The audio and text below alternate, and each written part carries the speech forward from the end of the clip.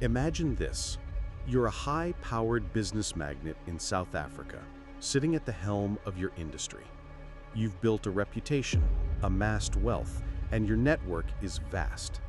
Suddenly, a charismatic businessman enters your world with promises of massive profits, exclusive opportunities, and insider knowledge, only to reveal, after the dust settles, that you've been had. That's exactly what happened to several members of the South African business elite in one of the most shocking and audacious financial scams in the country's history. This is the story of Barry Tannenbaum, a man who manipulated, deceived, and conned some of the most influential players in South African business. Barry Tannenbaum's rise to notoriety began in the 1990s. He was a slick, confident figure, a man with charm, a glint of ambition in his eyes, and an uncanny ability to weave a tale. The very definition of a smooth talker, Tannenbaum sold himself as a high-flying businessman with access to exclusive investment opportunities. But beneath that smooth exterior, Tannenbaum was anything but legitimate. His true identity was that of a con man, adept at building relationships, creating a facade of success, and most importantly, gaining the trust of those who mattered. And in South Africa's post-apartheid business boom, where opportunities for rapid wealth seemed limitless, this was a golden moment for a scam artist like him. Tannenbaum's method was both simple and highly effective.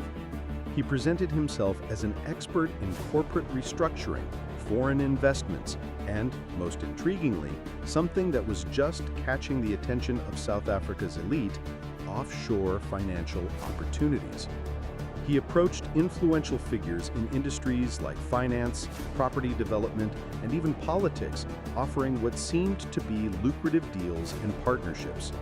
Through a combination of charm, half-truths, and selective information, Tannenbaum was able to weave a narrative of financial prosperity that was hard to resist. He promised returns that seemed too good to pass up.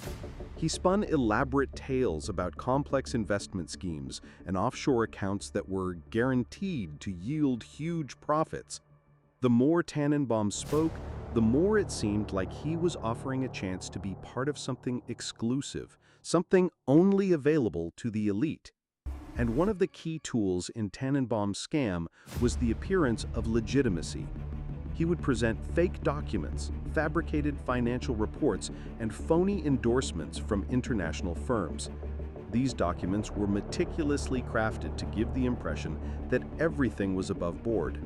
His victims, whether business tycoons or well-established investors, were entranced by the allure of wealth and success. And in a world where trust and reputation are everything, Tannenbaum knew exactly how to manipulate those very qualities. He gained the trust of his victims by leveraging his social skills, aligning himself with influential people, and ingraining himself into their networks. He attended the right parties, frequented the right golf courses, and knew just when to make his move. All the while, he kept the appearance of being a legitimate businessman. But the truth was far more sinister. Barry Tannenbaum wasn't offering investments. He was running a classic Ponzi scheme. He took money from one victim, paid them returns using funds from new investors, and used those funds to finance his lavish lifestyle. As long as the money kept flowing in, the scam seemed to work. But like all Ponzi schemes, it was destined to collapse under its own weight. And collapse it did.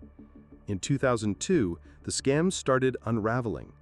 The first cracks appeared when Tannenbaum's investors began to demand their returns, only to realize that there were no real profits, no real investments.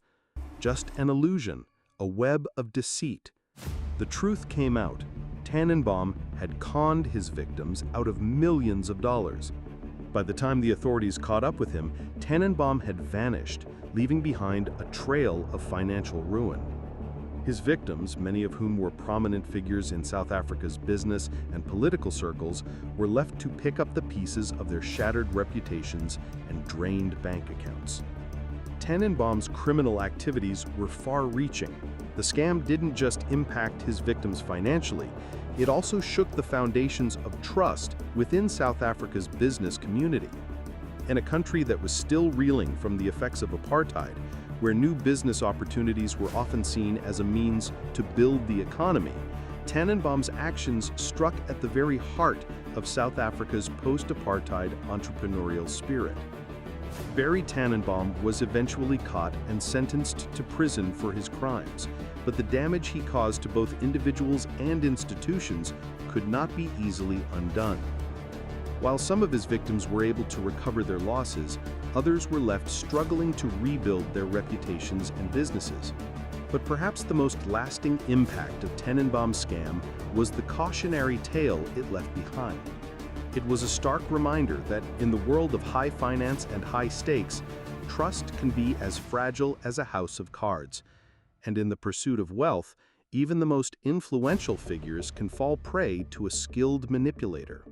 Barry Tannenbaum's story serves as a grim reminder of how the pursuit of financial success can cloud judgment, making even the smartest and most experienced business people vulnerable to manipulation. It's a reminder that in the world of business, appearances can be deceiving, and that sometimes the biggest scams are the ones that happen right under our noses.